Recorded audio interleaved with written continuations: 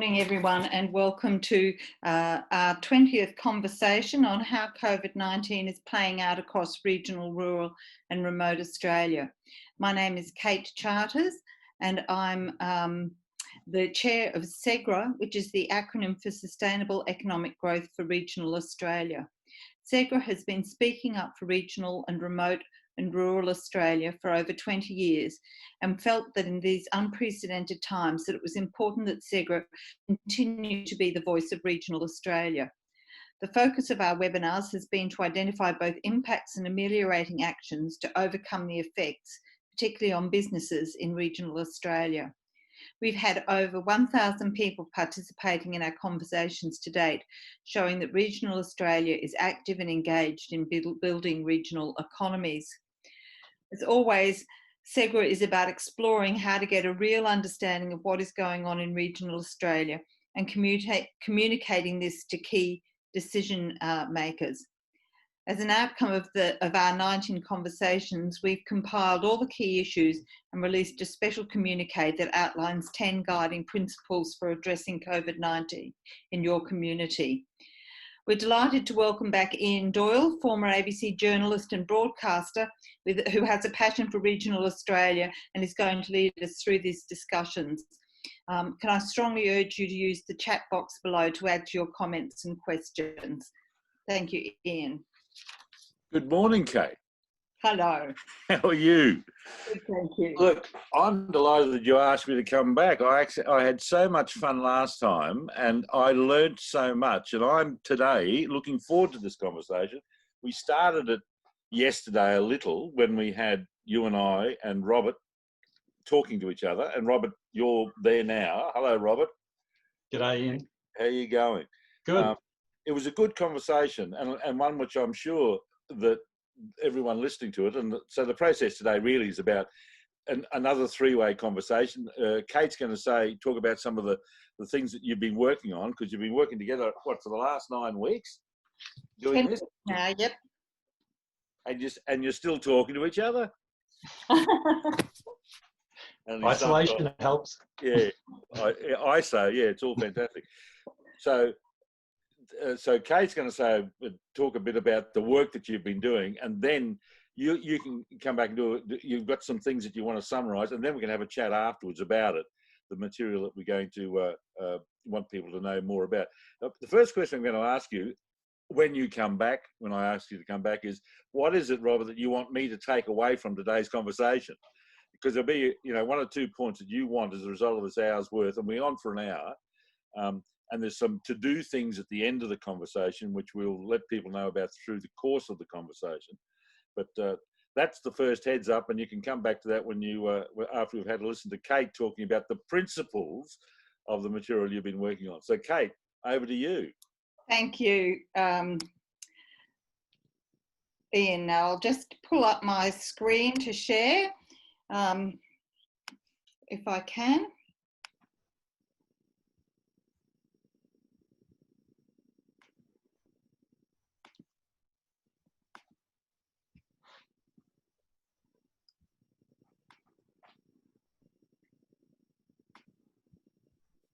Sorry, I'm having trouble pulling up my screen.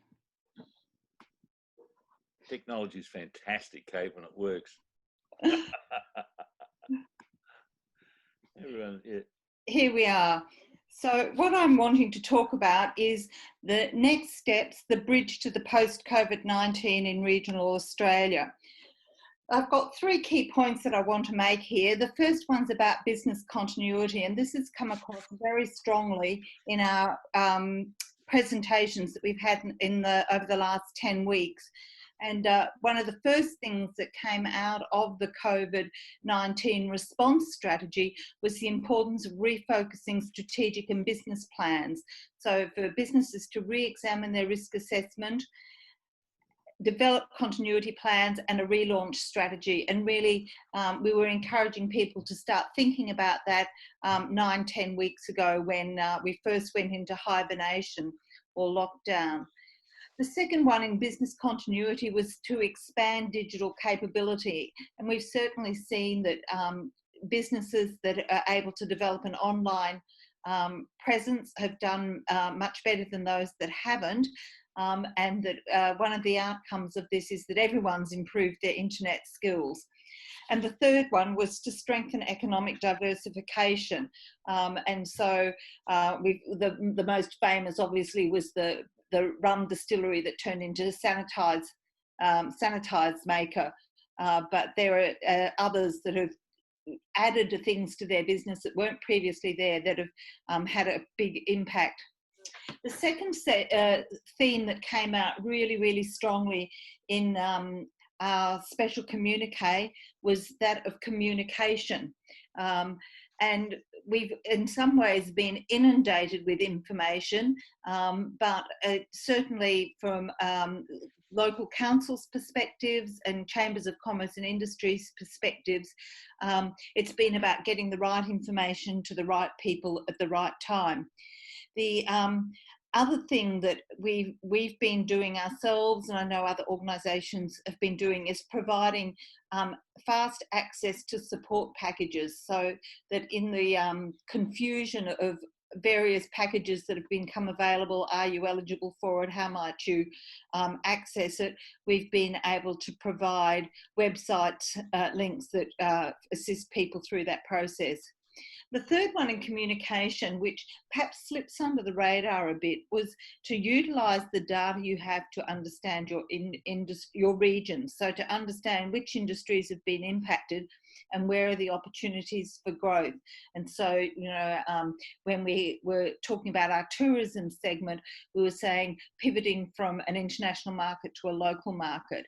And there was a lot of shift to localism in people's behaviour. And the third one that came out as a really important thing to focus on in terms of relaunching yourself and getting ready for post-COVID was networks and communities. And some of the things that we heard people talking about in that session was create new networks or support existing networks, and to seek out and encourage innovators. The second one there was to strengthen place-based responses, and I know Robert's going to talk about this later, but localism has certainly been a key pivot point. One of the things which we'll actually be talking about next Wednesday in particular is to recognise the mental impacts of severe shock, and recognising that for some regions there's been drought, fire, floods, COVID-19, and perhaps a bit under the radar has been the evidence or the amplification of the impacts of a casualised workforce. And understanding what that means for people who are living and working in regional Australia. And the fourth key principle that the 10th key principle that we established was to encourage institutional knowledge transfers. And so not to just have business networks, but to have networks with universities, which can often provide the R&D that can get a new idea up and running, research centres, innovators and businesses. And so there was some talk about getting some virtual entrepreneurial hubs going and getting all the businesses in the main street to promote each other and work as a bit of a team. So they're the 10 guiding principles that we came up with, Ian. Where did the information come from? You said there were 1,000 people involved. So the people who are watching at the moment or participating, they are part of that 1,000 people? Yes, that's correct.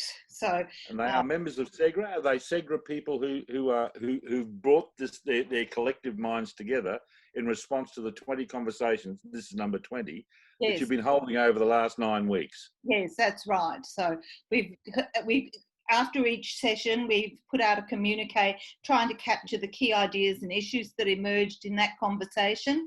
And then we finally pulled them all together into a special communique, which we forwarded to all the state and federal politicians and local government associations, as well as local councils, as well as economic development practitioners on our website and Regional Development Australia. So a wide coverage.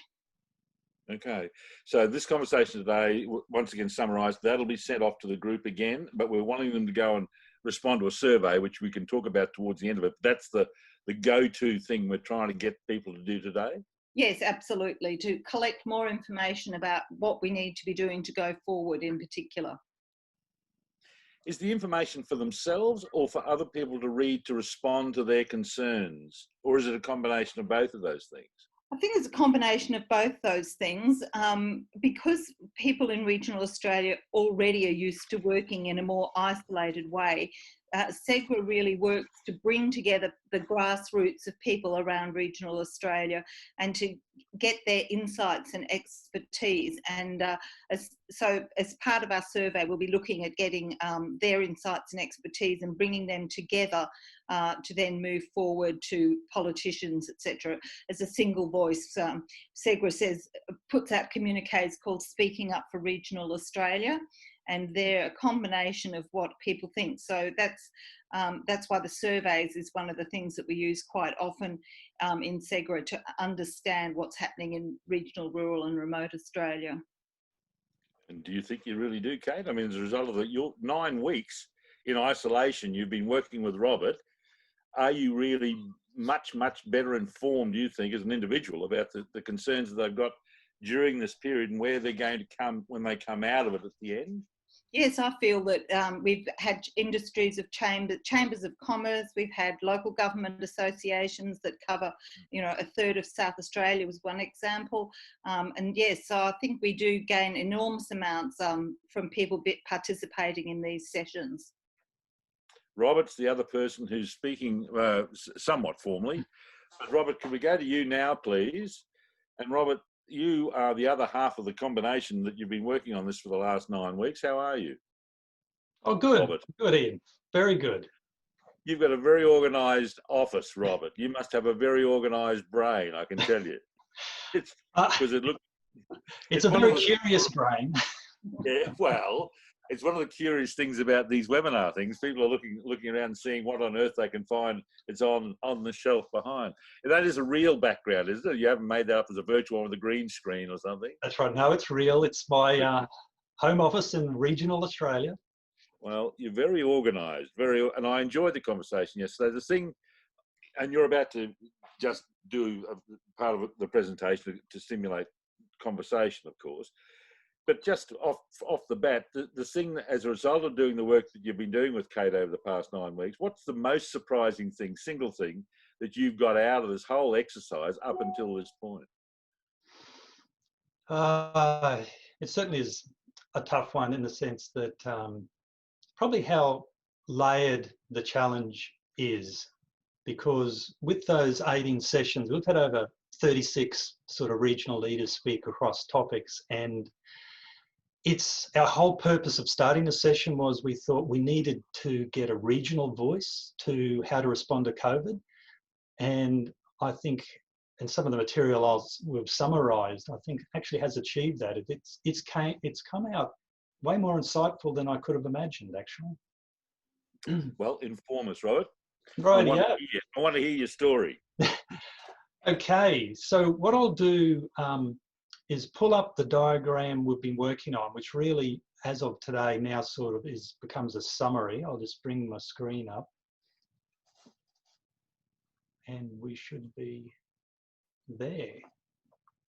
Just to summarise, when we started this 9 weeks ago, it was very interesting in the sense, there was a sense that the impacts of COVID were going to be significant, and our intention was to say, well, what might be the different regional impacts? And the metaphor that was being used at the time at the political level was that of a bridge. And it's interesting, over the last 2 months, which we've all sort of evolved through, that bridge metaphor to me actually has become even more significant and correct, because there has been some discussion about, or concern that, we really need to build back better. We don't want to redo the past, and pre-COVID is not post-COVID.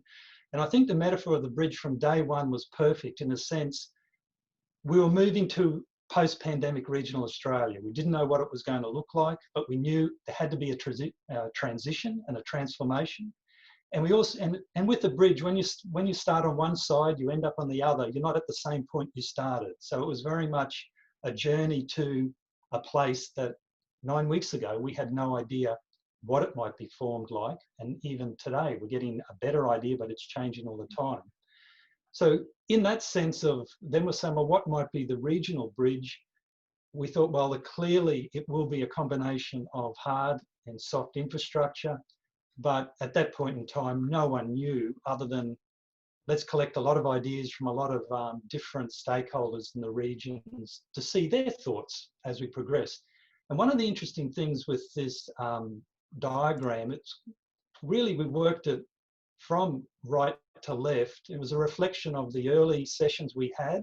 And in April, a lot of us were sort of in just trying to get our heads around what was happening. So a lot of the comments that came through early in the sessions were, I suppose, some of the more obvious, noticeable shifts that were happening early on in March, April.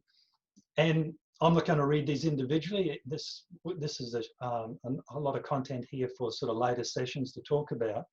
But just getting a sense of, as you're moving from right to left, how the conversation over 2 months became, I suppose, a bit more specific. We began to understand some of the strengths and weaknesses.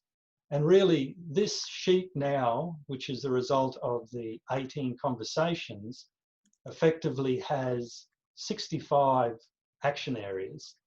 And when you look across those, it's a great, almost ideation checklist for anyone in regional Australia who is now looking at the next phase, which is moving to what might be our recovery projects. And depending where you are in that scale, whether it's at a policy level or more direct place-based level, there's a whole lot of insights there that I think show the richness that comes from collaborative conversations. It's just an intriguing set of challenges and probably a great checklist to keep us focused. One of the other things with any journey, and why we're really at this point of the journey changing now, it's part of the conversation has been about moving fast and being agile. And with anything like that, there's a point where more information doesn't help. We're really at a point where we've captured 80% of the key issues across a whole lot of the 36 or so speakers across those 18 topic areas. The real issue is now, how do we move quickly, identify what might be the really 20% of that that's really effective, and how might we use that into moving towards what would be actually in creating our recovery projects at a place-based level. So what I've done in a way that's, 65 is interesting to read, but sometimes confusing of where to go. Spend a bit of time to look at, well, what might that mean if it's developing a project? And I've brought it down to 3 key areas that I would say, if you're looking in your regional community to develop your recovery project, those areas that have come out across a number of topics come under the notion of collaboration, customer focus, and place-based. And I'll just unpack them a little bit in the sense that when you look across the larger sheet, collaboration was talked about a lot, but not in a pre-COVID sense. This is really collaboration 2.0, when people were saying, we've got to go to the next level of engagement, collaborating, networking. Post-COVID environment, the post-COVID economy has to be more collaborative in every aspect, social and economic, and even from a place-based connection point of view. So that clearly will be part of any recovery project, will be some really innovative thinking of how collaboration will strengthen the ability of your project to help post-COVID recovery. The other part of customer focus, and that catches a lot of stuff about, and you would have read a lot about the customer move to more online commerce, how social networks have worked, and sort of localism, the whole notion that customer behaviour is likely to be permanently shifted in certain ways. And at the end of the day, in the context of what we're looking at as sustainable economic development in regional Australia, it's about business and employment and customers understanding what are the services we're selling, who is now the customer, how have they changed, is incredibly important. And it's one of the big consumer shifts in business is to be globally more customer focused. So that's clearly a part of any project will have to have a deep understanding of its place as customer.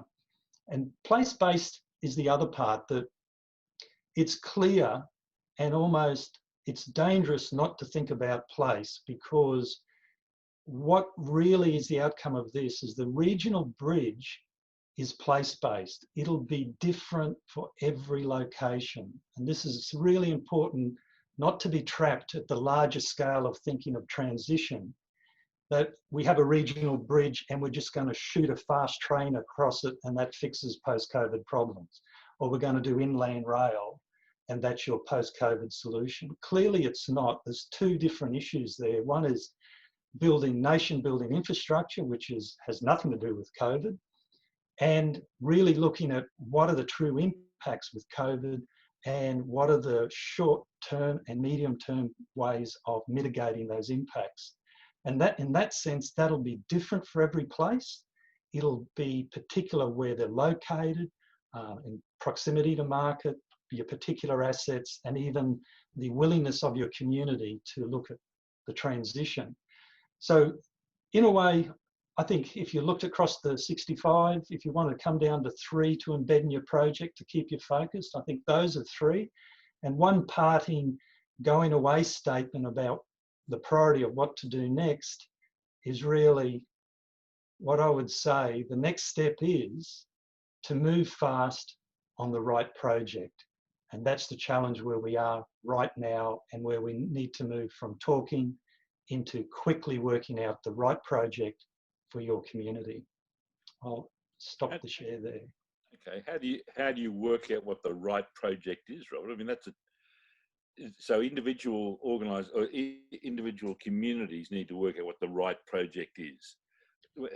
Yep, and that's really comes out of the place-based approach, is that you need to do that bit of groundwork with your community, with your local leaders to understand the unique assets, whether you're looking at your region scale or your, say, township scale, where it's located, the distance from the next settlement, the natural attributes and assets that it might have. They are all the important place-based ingredients that need to go into that community's vision for where it wants to be in post-COVID regional Australia. And when you get, that's what I mean by the right project. We've got the ingredients of what to look at. You've got to synthesize that down and to work out what's right for your community and your place and is viable. What came immediately to mind was, the tourism aspects of your region and post-COVID, everyone's going to be saying the same thing. We've got no COVID in our community. We've got open space. We've got clean air. We've got fresh water. Come and see us. And you yesterday talked to me about the fact that you referred to that as musical chairs. What's the musical chair analogy that you really summed up for me what you're talking about just then? Yeah, I suppose because I'm sort of the place-based design end, I'm really curious about what are the important things happening that we're not seeing. In some ways, what are the little hidden secrets of COVID that aren't obvious? Because they're often the things that sneak up on us. And there's some interesting things panning out after we looked at it. And as you said, Ian, that there's some conversation for the regional brand of space and safety has been really powerful. But all of a sudden, everyone's saying that in regional Australia. So that negates your competitive edge on how to attract vitality into your area. And the other thing there was about, there are a couple of bigger trends at play where we lived through this really unusual experience of sort of global shutdown instantaneously and a national shutdown at a time when, and these are bigger trends that have nothing to do with COVID, that a lot of commentators were waiting for the economic reset, which will give us a recessional period, which will lead then to the next area of growth. So what they've said, well, COVID's come along as the black swan event to tip that trigger. So what's happening now, we've all been shut down. We're going to be released fairly simultaneously back into a post-COVID environment that effectively is recessional. We'll have higher unemployment, we'll have less investment money, less spending money. And what that means is we're all going to be released into a market that has shrunk. And this is where the musical chairs come in, that once those that move the fastest from the release point will secure the competitive advantage in the limited resources in a recessional environment. those that sit and wait or wonder, oh, I'll wait for the community down the road to do it, to prove it up, and we might do it next year. In a shrunk marketplace, though, there will be nothing next year, in a sense. So that movement first, it'll be those, and this is a challenge to a lot of regional communities and leaders in those sectors. It'll be those who don't fear being first will win in this post-COVID market. Say that again. Say that again. Those that don't fear being first will win, because in a post-COVID marketplace, in a recessional environment, there's be more competitive and less resources. Those that get there first, establish their competitive advantage, promote their community, their lifestyle, their employment opportunities, will attract that piece of the market that now has shrunk as compared to pre-COVID. And that's all because we've never lived through this moment of everyone being released at the same time back into the marketplace. And that's why I thought that's one of the sneaky tricks of COVID. And the other sort of sneaky trick is that COVID's compressed time. It's stress tested at regional Australia, shown all its weaknesses we all knew about before COVID. And it's compressed the recovery time in the sense that we don't have much time to move for those communities to position themselves. So it's quite interesting. And I suppose just spinning on the point about tourism, this is one of the little sneaky tricks COVID has given us, is that in some sense, at a high level, you can say, hey, there's going to be a boom of regional tourism. This is great for the regions. Peel that back a few layers, and what is happening, and you'll hear the people in that market talking about it now, are the consequences of losing international tourists for a long time has forced all the sophisticated coastal tour operators to say, we're going to target the domestic market, we'll develop great packages, we're going to aggressively target them to come to Cairns, Townsville, Gold Coast, Sunny Coast, wherever, and we've got a domestic market that isn't that big anyway, and then all of a sudden you've got all these players who weren't interested in competing with regional tourism going, well, we have to because this is the only tourism we've got. And what that will do is that will quickly develop new product, better sophisticated products. It'll be a lot about proximity because travel time will be important.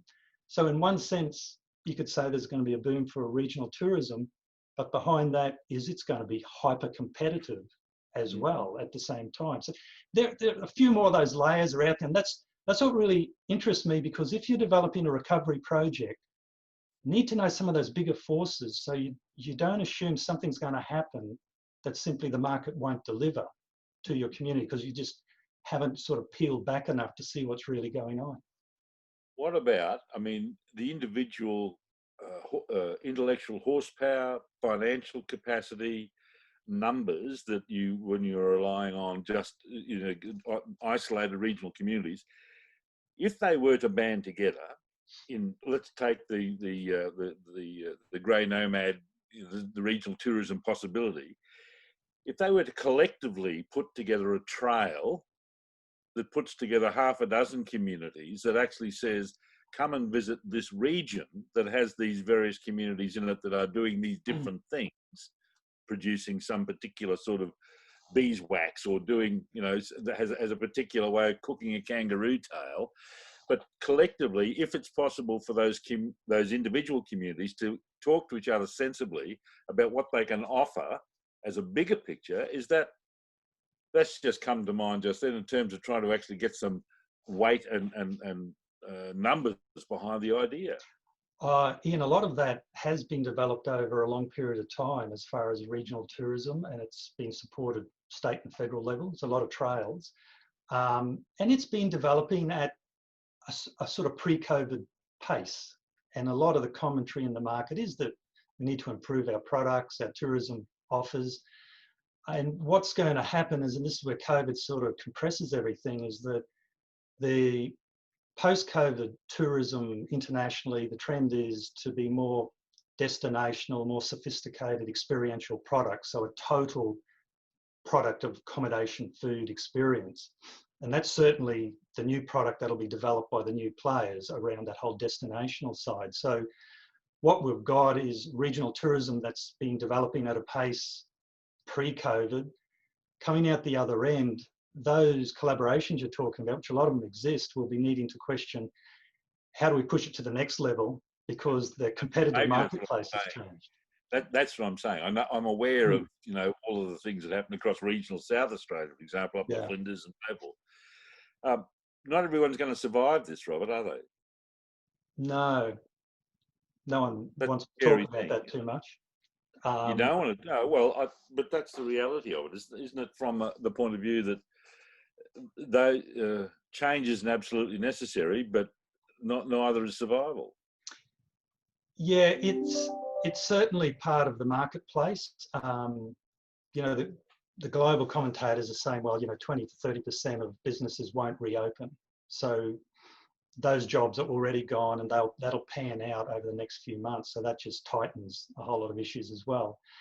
And yes, with COVID, what it's been is an amplifier, an accelerator of existing weaknesses. So if there were businesses or communities that were already trending in a downward end, it's been accelerated. And that's where I really would urge any community that really wants to do something and be there, now's the time to really step up and do it, because everything's going to move very fast in both directions. And one of the paradoxes of this, you know, you'll hear a lot of, with online, people shopping online, the big organizations have said, well, you know, we've actually hit our 2030 goals of usage in like 10 weeks. And, you know, yep, okay, that's compressed that. But if you want to think that through, the opposite, so that means all our regional communities that don't have internet access, don't have mobile phone, couldn't do homeschooling, are now in 9 weeks, 10 years more uncompetitive than the ones with it that have just got 10 years in front. And if you're thinking of priorities, well, those things that we've been talking about pre-COVID for a long time in regional Australia, about connectivity, connecting to the internet, have actually now, that has been really, if you want to think about it, those communities have been pushed back 10 years in 9 weeks. Gapped. Andrew's asked a question about, yes, we need to get together geographical trails for grey nomads as well as vintage train trails. Well, I agree. If you've got them there, then but you got to work out what those advantages are, don't you? And you actually got to think about, you've got to put your horsepower into thinking about the point of difference that you've got that will be able to do something, maintain employment, encourage people to come, feed people, put them in beds, you know, give them a glass of wine, do whatever the exercise is to make it work properly. So if they won't all survive, those that will be the most successful, will they succeed despite themselves? I.e., that they've got people in their communities who are switched on, you know, as opposed to not being switched on. Am I being too hard on some communities? You're spot on there with identifying part of a picture that's emerging, which is what will happen. And it's interesting, you know, that 10 or 20% of communities that get it are well placed and they're already moving, and they are going to be hugely successful because of the momentum and the leadership and a whole lot of other things that they have. And those communities probably wouldn't even be turning up to this series, and some of them might watch the replays at double speed because they're successful and are just scouting for more information. They're off and running, that 20%.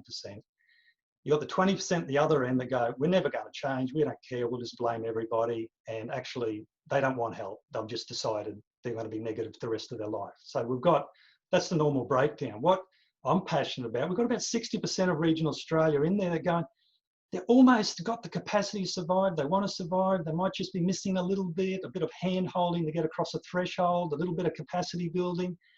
We've really got to try and reduce the collateral damage in that 60% of communities that could actually survive with just a little bit of smart help. But the really successful ones, they don't need help, and they will be hugely successful. But if we can reduce the collateral damage in that area where a lot of people want a future, but just are a bit confused how to move into that space. Yeah, there's a saying, I'm ex-ABC Rural Department, and there was a saying, Robert, in the exercise that said there's 20% who make it happen, 20% make it happen, 20% watch it happen, and the remaining, what's that, 60% ask what happened. It's a similar sort of situation, as it turns out. And when you talk then about we are going to assist them doing whatever, who are we? What do you mean? When you say we can assist doing whatever, Kate, have you got? Is it SEGRA's role? I mean, who's the we you're going to assist? You're on mute, Kate. Got to put your microphone on, Kate. This is Radio 101. Yes. Turn on the microphone. Look, I think it is true. The thing that I suppose that I'd like to emphasise in this is the theme that's come across in the last 18 conversations, which is connectivity and communication, and that needs to be needs to be in everyone's best interests, I suppose, to have that look at it. One of the things that someone talked about earlier was that you need to look for the win-win in these situations, not the compromise. As I say, with the compromise, everyone goes to the movie no one wanted to see. So I think it's very important that communities, either through their chambers of commerce or other mechanisms, work out how to network and how to leverage off each other's opportunities. And I think we've particularly seen this in drive tourism, where various regions have put together a interpretive information pack so that people can drive from A to B to C. May not be in the one local government area, it may be across several local government areas. I think it's very important that people cooperate in this space to move forward, and that at one level that seems counterintuitive for businesses, but we've certainly seen some examples of where people have acted independently to create a drive-by network, and it's been very successful. You reckon, Kate, if there's a gold star standard of someone or some group or some community that's doing really well because they've done the things you're talking about, to use them as the example for others to follow, is it worth trying to get them hooked into the rest of the regional Australia to say, these are the things that we found, these are the challenges we had to deal with, and these are the solutions we came up with? Absolutely, and that's one of the roles that SEGRA sees that it plays as at the SEGRA conference, and I'll just put in a plug, it's in Kalgoorlie Boulder next year, so people can start thinking about that. But one of the key things that SEGRA does is brings together 200 or 300 people from around regional Australia to share their good ideas, what worked, what didn't work, and how to move forward, how other regions might be able to embrace that particular idea. And so that's a very, very important part of SEGRA. And one of the reasons we've been running these virtual conversations is that we're unable to run SEGRA this year, and we wanted to maintain the opportunity to inform our networks about what they might be doing now as a result of the discussions we've been having. Robert, what do you think about there being a gold class, 5-star community that can actually assist others? I mean, is that a formula that you think would work, or is it not possible for one example to fit all communities? Is that the challenge? There is a big opportunity for demonstration projects with transferable learnings, and I think, and that's been pretty much the traditional process where the case studies other communities have learnt from them. And there's some of the big shifts coming through now in positioning communities, particularly with generating sustainable local employment, some of the big megatrend shifts coming through, circular economy, sort of localizing supply chains. There's a whole shift to employment opportunities in the future that are going to be well suited for regional communities. And some of this new thinking does need to be demonstrated through project application so you can work out what bits of that are transferable, because every place is slightly different. The only, and what's likely to happen is the round of projects or initiatives that get done in the next 12 to 24 months, those that work really well will probably be used as demonstration projects. The thing that's different now is, and you know, a lot of commentators at highest levels are saying this, that you know, the first round of recovery projects will be certainly well supported by government because it needs to restart the economy. A year's time, government's got over $300 billion worth of debt. Clearly, the funding and support for anything will be extremely difficult. So there's that sense of urgency. Like I was saying, if you want to wait for your neighbour to do the demonstration project, that's fine, but you would have to think down the track it's hard. I'll pinch the cash. The cash will have gone by then, Robert, because we will be in a recession. We will be in a recession, and that recession will mean that it's more difficult to get hold of the sorts of seed funding or materials to actually make a good idea happen. That's a hell of a challenge, isn't it? I think Andrew makes a good point here when he talks about what about institution building as opposed to hard infrastructure. And I think you can't underestimate the role that local chambers of commerce play.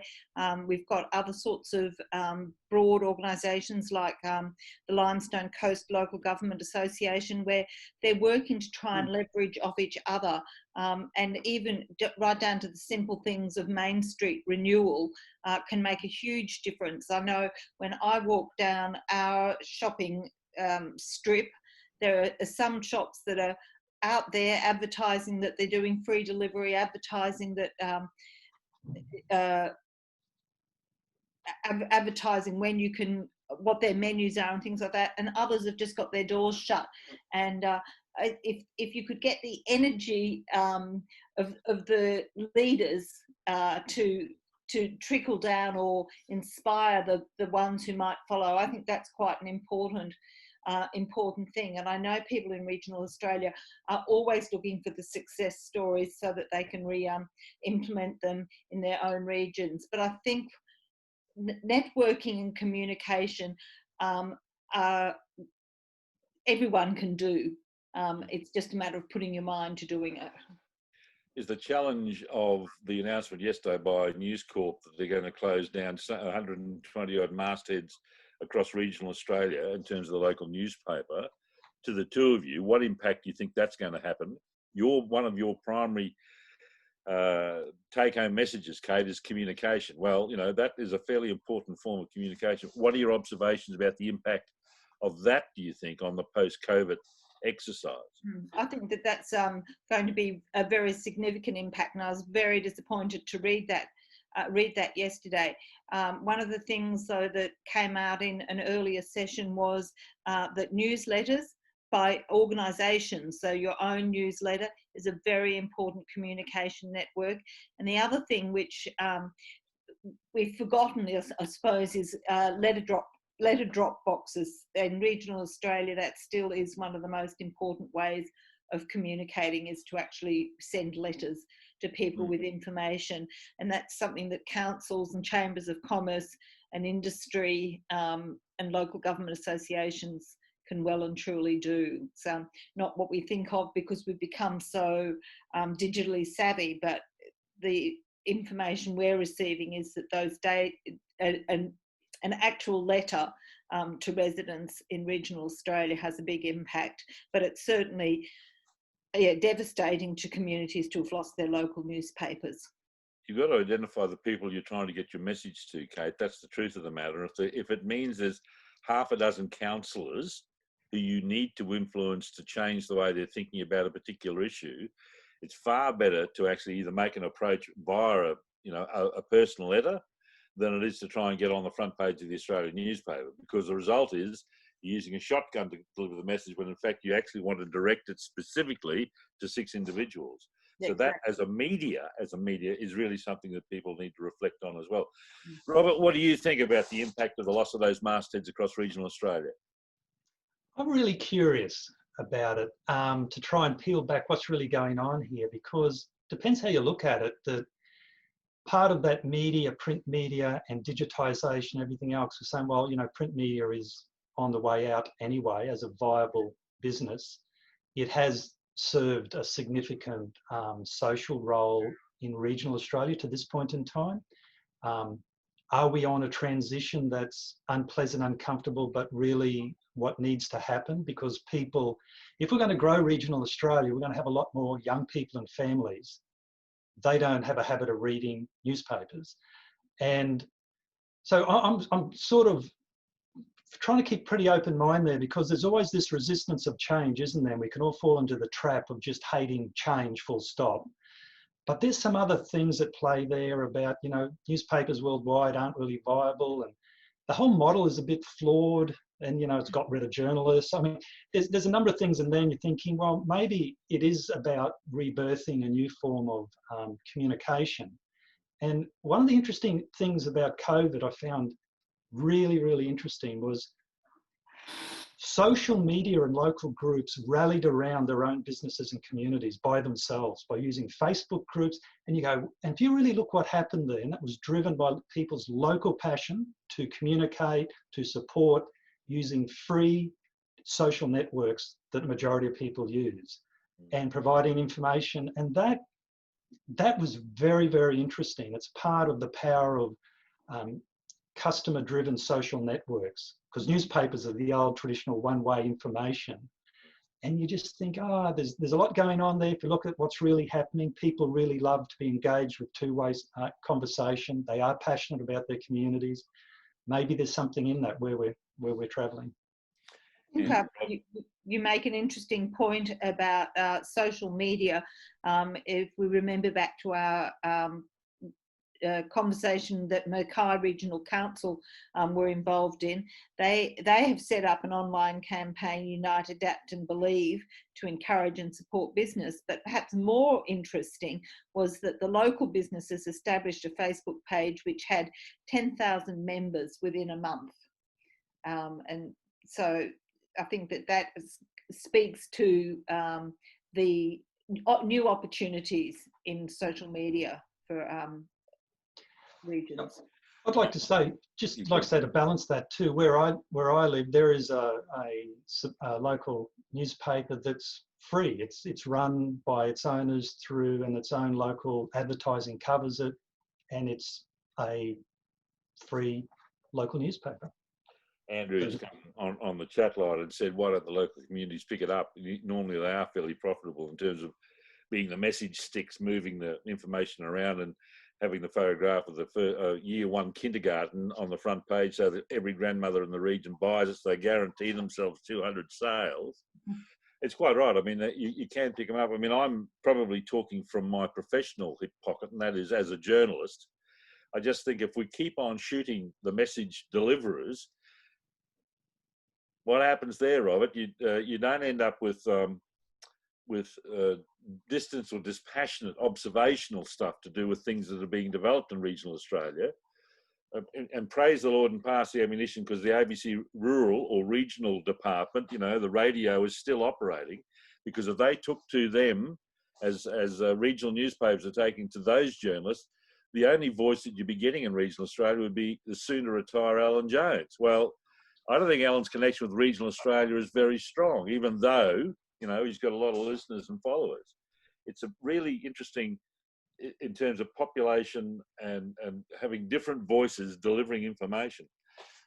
Yeah, I think the idea, Andrew's suggestion that, you know, the local people, if it's that good, you know, they could actually set up and run them themselves. I'll tell you something else that happened a number of years ago when the telephone was installed along the Birdsville track. And I was working for Landline or Countrywide at the time, and came up with a story that said, this is fantastic. You've got, you know, the Birdsville track is now being open to the world. The response from one of the locals said, well, that's the end of the community on the Birdsville track. I said, what are you talking about? This is the future. And he said, yes, but I can't hear on the glass session whether Mary in the place next door is actually feeling all right. When she says she's all right, I can hear from the conversation on the cockatoo session whether she is or not. So that sort of loss of localism and whatever is just a general observation from, you know, an old grey-haired journalist from that point of view. Anyway, they are some interesting observations. Yeah. Go on. Oh, I was just going to say, one of the things that definitely COVID has accelerated is localism and the value of local and local networks. And there may well be innovations in that space like you're talking about, Ian, because I'd see one of the most exciting things that's come out of this that will help regions and places is the clear evidence of not only communities, but everyone really valuing local point of difference, produce, culture. All the great things of regional lifestyle have actually been consolidated as a positive value. So that might help us rethink some of those challenges you've been talking about, rather than having that gradual decline of local sort of culture.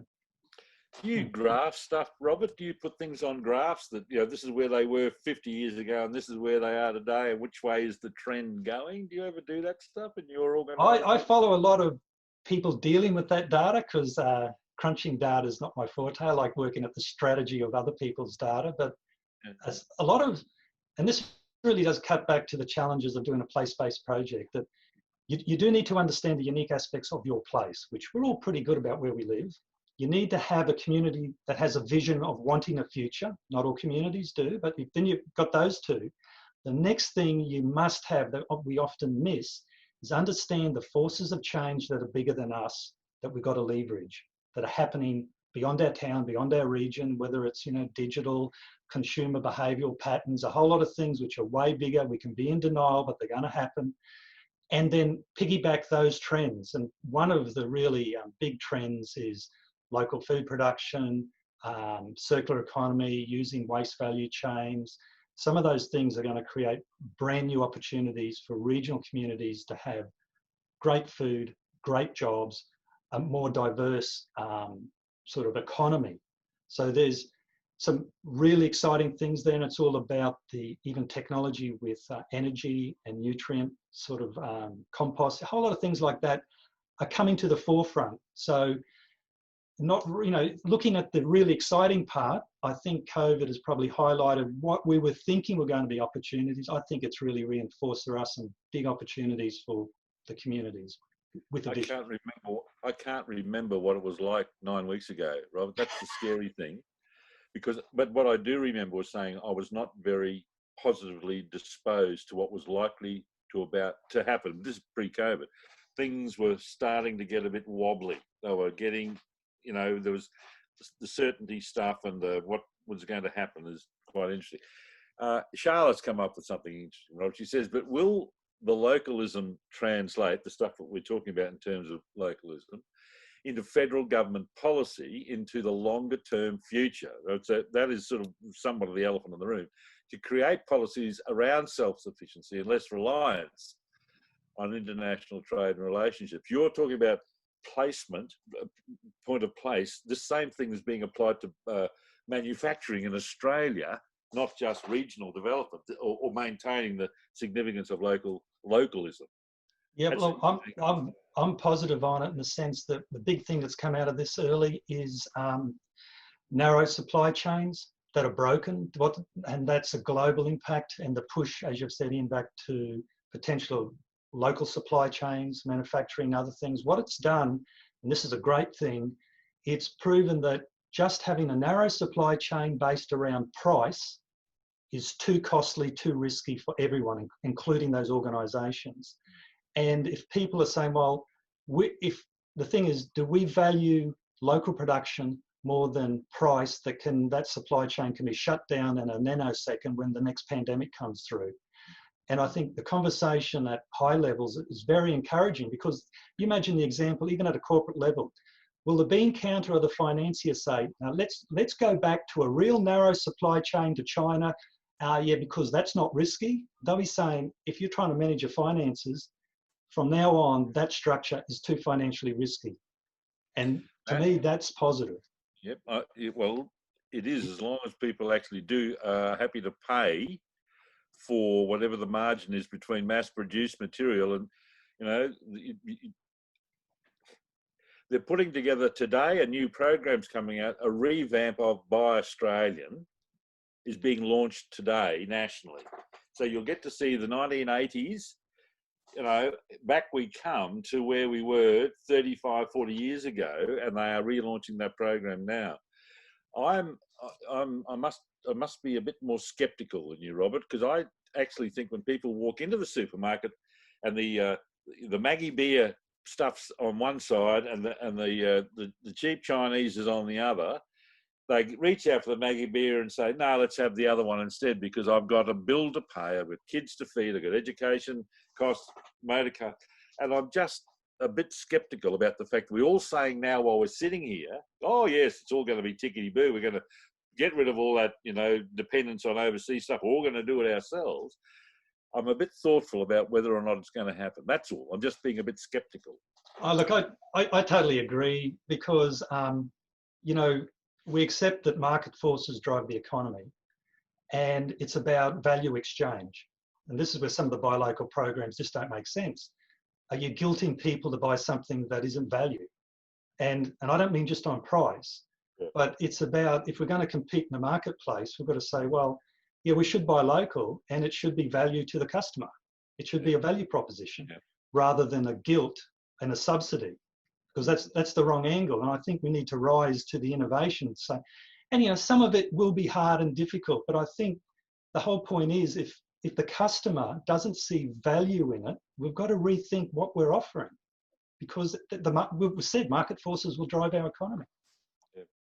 We've got 5 minutes to go, and Amanda's come up with just the second biggest question ever asked in the history of human existence.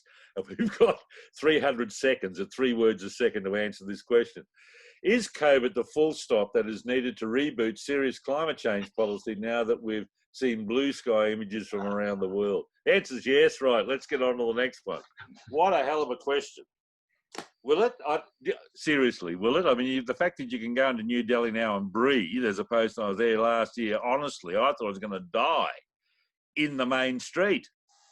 I thought I was standing in the middle of Armageddon, you know, and that's now apparently you can see to the moon. This is the, you know, we can't predict the future, but what I'm excited about is, you know, human beings are irrational and emotional. You cannot take the image of clear skies and seeing the Himalayas again and all that pollution out of people's memory. What will that mean to behaviour, politics, values? It's going to be really interesting, because you just can't pretend people didn't live through 9 weeks of no pollution and the world didn't fall apart. I mean, we've got issues, but I think that's the bit of behaviour change, because, you know, the world is run on emotion and behaviour. There will be outflows of this. I suppose in hindsight, we'll know exactly what they are.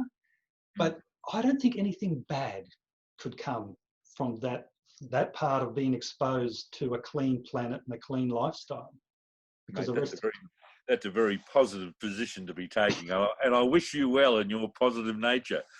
Look, we're nearly out of time. We only got a couple of minutes. The take-home message, what do you want me to go away from this conversation with, Robert? And then I'm going to come back to you, Kate, and say the same thing, please. What is your take-home message for me, sir? What is the 1 or 2 points that you want me to do? Okay, from my point of view, at this phase of the COVID conversation, we need to start looking at how we can help people move forward with recovery ideas, whether they're hard or soft infrastructure. And we're sort of part of the survey today. We don't want to be caught in more just conversation. We want to reach out and say, for those people that want to do stuff, what sort of support and need, how might we help, and in the broadest sense of what's needed out there for people who want to do recovery projects, to get on with it. Okay. Over to you, Kate. Yes, well, I guess for me, mine would be very similar to Robert, but the importance of refocusing your strategic and business plans with COVID, a post-COVID environment in mind. So re-looking at things, risk assessments and supply and demand chains and continuity plans are all really important at this stage. I think those that are just hibernating and think that they can open their doors again at the end are missing great opportunities, and the opportunities that they're missing will compound against them. But there's also a survey, Kate. What you want me to go and do something? What's the call to action you want? Yes, well, we've put together a survey, and the link for the survey is in the chat box, but we'll also email it out to everybody. What we're wanting to do is to bring to a close, I suppose, our unpacking of the issues affecting affecting us as a result of COVID-19, and move into the next strategy development stage. And we've got some key questions in our survey around that. So it'd be great if people could go onto that survey, www.surveymonkey.com. /R/JX922B. That's it. Yeah. That one there. There's only 8 questions too. It's not too long. Okay, well, that's a good thing to happen as well. All right, look, Kate, the next survey, the next chat we're having is next week. You made reference to next week. Next Wednesday, we'll be hearing from Jen Cleary. Jen Cleary is the Director of Centre Care in Port Augusta, in regional South Australia, and she'll be looking at the social fabric and how we can sustain the social fabric of our communities and build resilience. So that's next Wednesday at 11 o'clock. Would you like to say thank you, Robert, and thank you, Ian, and thank you, Kate, and say goodbye from SEGRA? Okay, well, thank you very much, Robert and Ian, and we look forward to talking to you all next Wednesday. Thanks very much. See you guys. And for those who've contributed in the chats, been very good questions, Robert. That's been a very stimulating session this morning. Thank you. It's been a delight. I've been delighted to spend some time with you, sir. Thanks. Thank you. Okay. See you next time. Okay, bye.